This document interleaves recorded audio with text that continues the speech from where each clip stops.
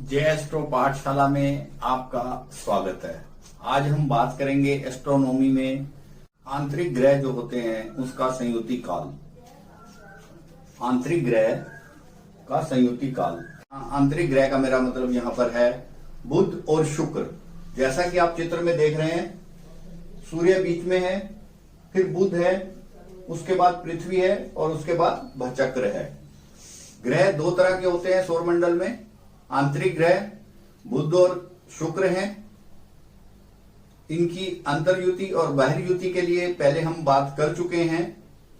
आज हम बात कर रहे हैं संयुति काल की।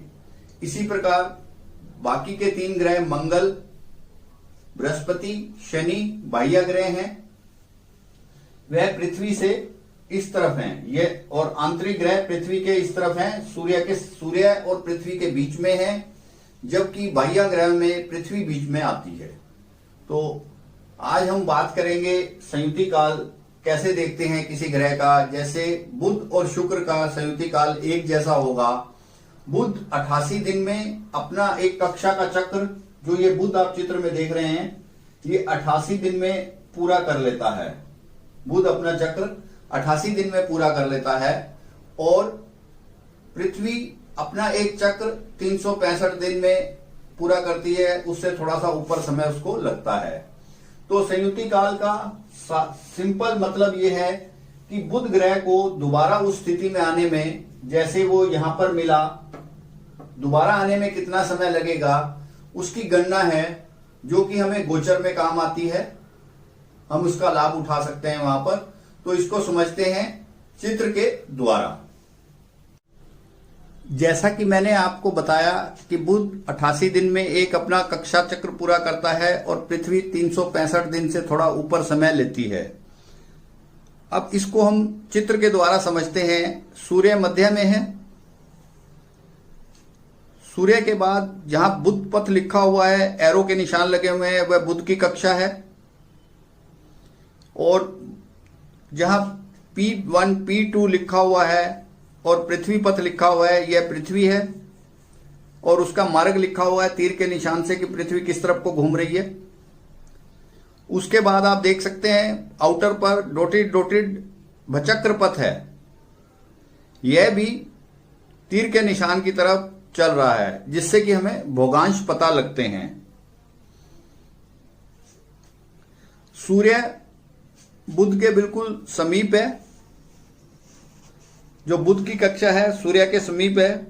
पृथ्वी का केंद्र जब P1 हम मानते हैं, जैसे P1 पर पृथ्वी का केंद्र है और B1 पर बुध स्थित है, उस समय बुध वहां पर आया है और सूर्य का केंद्र, बुध का केंद्र एक लाइन में है। इस समय बुध की यहां पर बुध की अंतर्युति हो रही है। इसको हम पहले भी समझ चुके हैं कि बुध की अंतर्युति कैसे होती है। पृथ्वी और बुध अपनी अपनी कक्षा में भ्रमण कर रहे हैं। बुध जो है B1 से B2 की तरफ जाएगा, पृथ्वी P1 से P2 की तरफ जाएगी। इस प्रकार ये अपनी अपनी कक्षा में भ्रमण कर रहे हैं।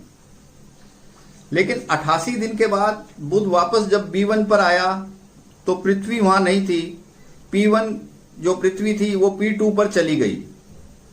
तो बुध को वहां तक जाने में B2 तक का समय लगा। अब पुनः P2, B2 और सूर्य एक रेखा में है, यानी पृथ्वी, बुध और सूर्य एक रेखा में है। एक रेखा में होने की वजह से फिर अंतर्युति बनी और इनके भोगांश समान है। सूर्य के और बुध के भोगांश यहां पर भी एक समान है। तो अब हमें यह देखना है कि संयुति काल हमने कैसे कैलकुलेट किया। जब बुध B1 पर दोबारा चक्कर लगाकर आया और वहां पर P1 पृथ्वी नहीं थी, तो पृथ्वी आगे निकल चुकी थी, P2 पर पहुंच गई थी, तो उसको बुध को B1 से B2 तक जाने का एक समय लगा और एक पूरा चक्र लगाने का समय लगा। अगर हम B1 का समय और B1 से B2 का समय जोड़ दें और वह जो आएगा वह बुध का संयुति काल होगा।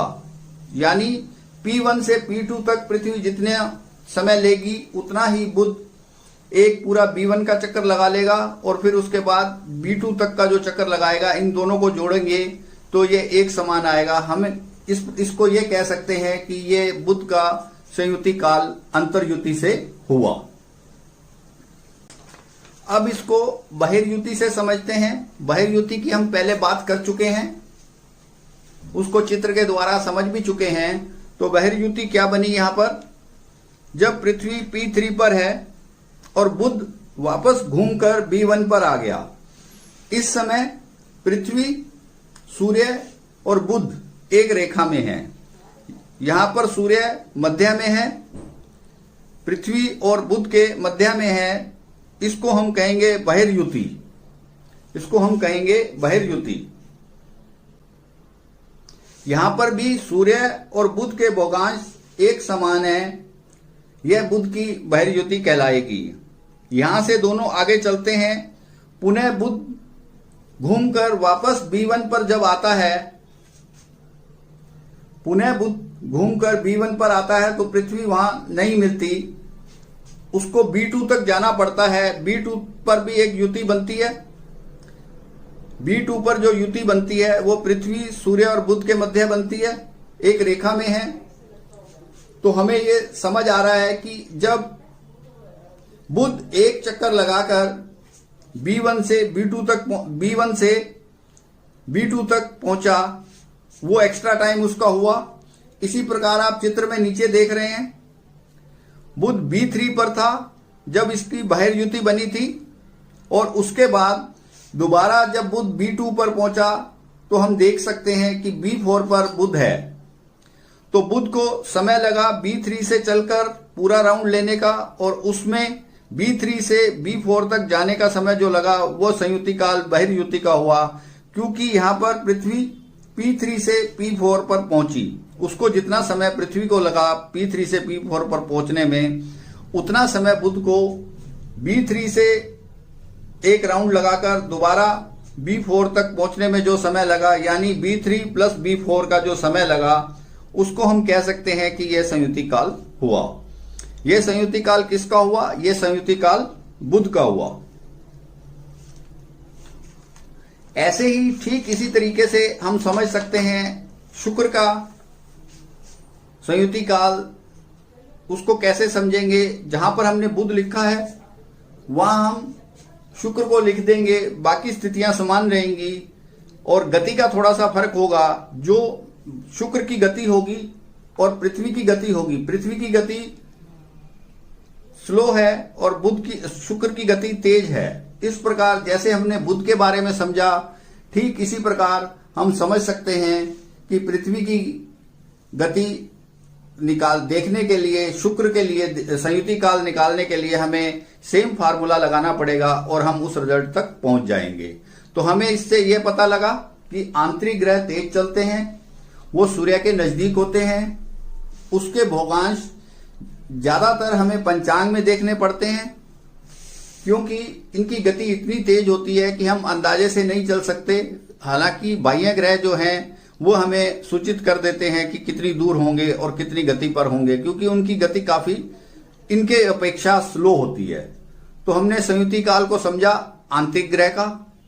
अब आगे समझते हैं बाह्य ग्रह का संयुति काल कैसे देखेंगे। तो अब देखते हैं बाह्य ग्रह का संयुति काल। पीछे हम बात करके आए हैं आंतरिक ग्रह का संयुति काल कैसे देखते हैं एस्ट्रोनॉमी में। जैसा कि आप जानते ही हैं कि आंतरिक ग्रह बुध और शुक्र हैं और बाह्य ग्रह मंगल, बृहस्पति और शनि हैं। एक ग्रह की गति के हिसाब से चलना होता है बचक्र में। जो आप सामने चित्र देख रहे हैं, इसमें सब ग्रह अपनी अपनी गति से चलते हैं। जैसे मंगल 45 दिन में एक राशि बदलता है और बृहस्पति को एक राशि बदलने में 1 वर्ष और पूरा चक्कर लगाने में 12 वर्ष लगते हैं, और पृथ्वी को पूरा चक्कर लगाने में 1 वर्ष लगता है। मंगल को एक राशि बदलने में कम से कम 45 दिन, और उसको अगर वक्री मार्गी के हिसाब से देखें तो 1 साल से ज्यादा का समय मंगल ग्रह को भी लग जाता है। मंगल ग्रह को वक्री मार्गी की वजह से भी कई बार ज्यादा समय लग जाता है। और शनि को बचक्र में एक पूरा चक्कर लगाने में 29.5 से 30 वर्ष लग जाते हैं अप्रोक्सीमेट। तो जब हम ग्रह की गति के हिसाब से देखते हैं उसकी फर्क को कि कौन सा ग्रह कितने समय में वहां पहुंचा और दूसरा ग्रह कहां पर है, उसको देखने के लिए हम ये गणना करते हैं संयुति काल की। यह हमें गोचर में भी काम आता है और आगे फलित में भी काम आता है। और ये एस्ट्रोनॉमी का अहम हिस्सा है कि ग्रह गति किस प्रकार करते हैं। उससे हमें ग्रहों की गति जैसे 8 प्रकार की होती है उनके बारे में समझना होता है कि ग्रह तेज चल रहा है, स्लो चल रहा है, ये सारी बातें इससे हमें पता लगती हैं। तो हमें इसको बाह्य ग्रह की युति का संयुति काल भी देखना है। यह 2 प्रकार की युति होती है। एक युति होगी जैसा कि उसमें आंतरिक युति थी बुध और शुक्र में, यहां पर एक युति होगी जिसमें सूर्य और यहां पर जो हम बृहस्पति को एग्जाम्पल ले रहे हैं उसके भोगांश समान होंगे, ये तो युति हो गई।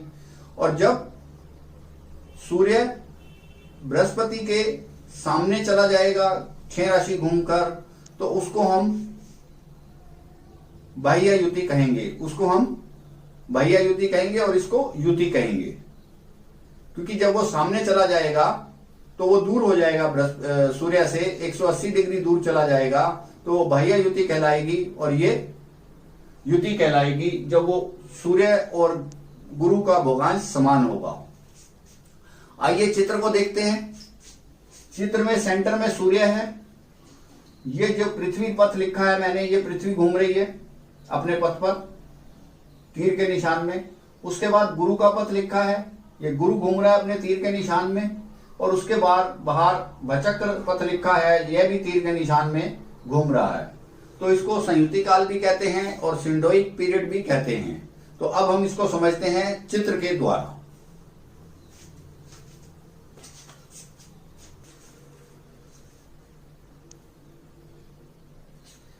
जैसा कि आप जानते हैं बृहस्पति 12 वर्ष में एक अपना चक्कर पूरा लगाता है बचक्र का, और पृथ्वी 1 वर्ष में अपना चक्र पूरा कर लेती है।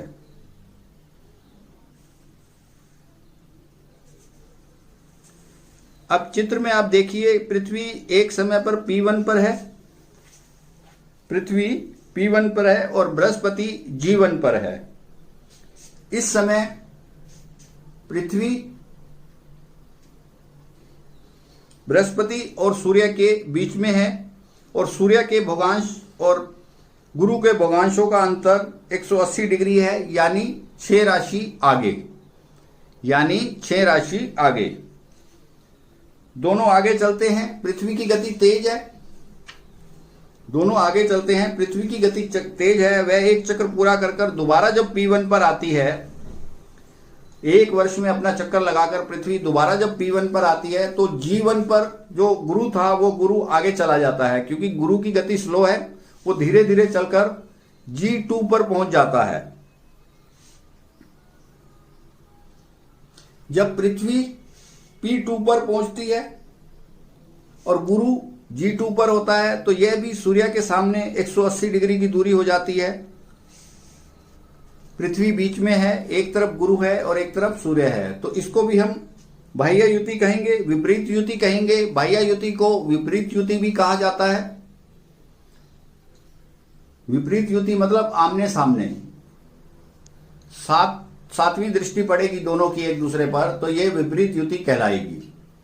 अब हमने देखा कि पृथ्वी ने एक चक्कर लगाया P1 से P1 पर दोबारा आने के लिए, और उसके बाद उसको एक्स्ट्रा लगाना पड़ा P1 से P2 तक जाने के लिए। जितना समय उसको लगा, P1 से एक चक्कर पूरा हुआ और उसके बाद एक्स्ट्रा टाइम उसको लगा P1 से P2 तक जाने के लिए।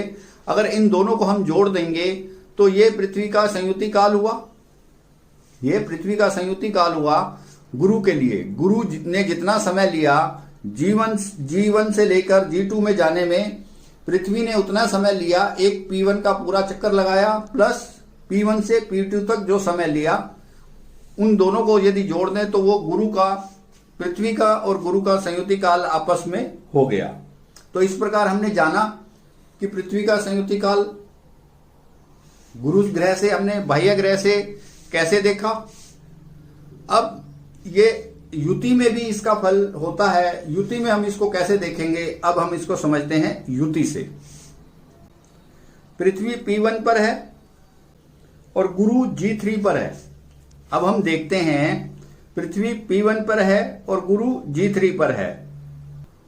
इस प्रकार हमने देखा कि पृथ्वी P1 पर है और गुरु G3 पर है। गुरु सूर्य और पृथ्वी का एक सीधी रेखा में मिलन हो रहा है। यहां पर गुरु का और सूर्य का भोगांश बिल्कुल एक समान होगा। भोगांश एक समान होने से हम कह सकते हैं कि सूर्य और गुरु की युति हो गई। जब भोगांश एक समान होगा तो युति पक्की युति हो गई। इस प्रकार हम कह, पृथ्वी P1 पर एक चक्कर पूरा लगाकर वापस जब वहां पर आई तो गुरु G3 पर नहीं था, वो अपने पथ पर आगे बढ़ गया। गुरु आगे चला गया और पृथ्वी जब थोड़ा और आगे चली, P1 से P2 तक पृथ्वी चली तो उसकी रेखा बन गई पृथ्वी की। सूर्य, पृथ्वी और गुरु की एक रेखा बन गई। जैसा कि हमने G3 पर देखा था, ठीक वैसी एक रेखा बन गई। मेरा कहने का मतलब यहां पर यह है कि सूर्य और बृहस्पति की युति हो गई। दोनों के भोगांश एक समान है। तो अब हमें यह कैसे पता लगेगा युति का कि दोनों के भोगांश एक समान है। तो हम बात कर रहे थे संयुति काल की। संयुति काल का कैसे पता लगेगा? संयुति काल का हम इसको बड़े आराम से देख सकते हैं कि पृथ्वी P1 से चलकर P1 पर वापस आई 1 वर्ष में। लेकिन जब वो P1 पर पहुंची तो वहां पर G3 पर गुरु नहीं थे, गुरु आगे चले गए। गुरु मिले G4 पर और पृथ्वी को जितना समय लगा P1 से P2 तक जाने में, वो समय और एक पूरा चक्कर लगाने में जितना ये समय हुआ, P1 का समय प्लस P1 से P2 तक का समय जो लगा, दोनों को यदि जोड़ लेंगे, जितना समय लगा वो गुरु का, पृथ्वी का और गुरु का संयुति काल कहलाएगा। पृथ्वी को वहां तक पहुंचने में जो समय लगा उसको हम कहेंगे संयुति काल, और गुरु को जो समय लगा G3 से G4 पर पहुंचने में, दोनों का समय एक जैसा होगा, बराबर होगा, तो हम इसको कहेंगे बाह्य ग्रह का संयुति काल। तो इस प्रकार हमने समझ लिया बाह्य ग्रह का संयुति काल कैसे देखते हैं, युति से और विपरीत युति से देखते हैं, और आंतरिक ग्रह का संयुति काल कैसे देखते हैं, अंतर युति से और बाह्य युति से देखते हैं। ये हमने समझ लिया। अब इसको अगर कुछ शब्दों में, एक लाइन में या 2 लाइन में कहें तो हम इसको क्या, इसका अर्थ निकालेंगे, उसको हम समझ लेते हैं, जिससे कि हमारा कंफ्यूजन दूर हो जाए कि जब भी कभी संयुति काल की बात होगी, वो किन्हीं 2 ग्रहों का आपस में एक समय होगा, उसको सिंडोइक पीरियड कहेंगे या संयुति काल कहेंगे। वो ग्रह बाह्य भी हो सकता है और वो आंतरिक भी हो सकता है। तो इस प्रकार हम समझ सकते हैं। तो इसकी जो डेफिनेशन है उसको समझ लेते हैं। कोई भी एक ग्रह एक प्रकार की युति से चलकर उसी प्रकार की युति तक दोबारा आने में जो समय लगता है, वह उस ग्रह का संयुति काल होता है। वो ग्रह कौन से हो सकते हैं? अंतर्युति हो सकती है ग्रह की, आंतरिक ग्रह हो सकते हैं। अंतर्युति में आएगा बुध और शुक्र, और बाह्य ग्रह में आएगा मंगल, बृहस्पति और शनि। बृहस्पति को गुरु भी हम कहते हैं। तो ये सब बात हमने समझ ली, संयुति काल क्या होता है। इसको हम आगे आने वाले समय में और डिटेल में समझेंगे, और इसका हम कैसे बेनिफिट ले सकते हैं उसको भी समझेंगे। यदि यह वीडियो आपको अच्छा लगा हो तो इसे लाइक कीजिए, शेयर कीजिए और सब्सक्राइब कीजिए, जिससे कि मेरा आने वाला वीडियो आपको सीधा मिलता रहे।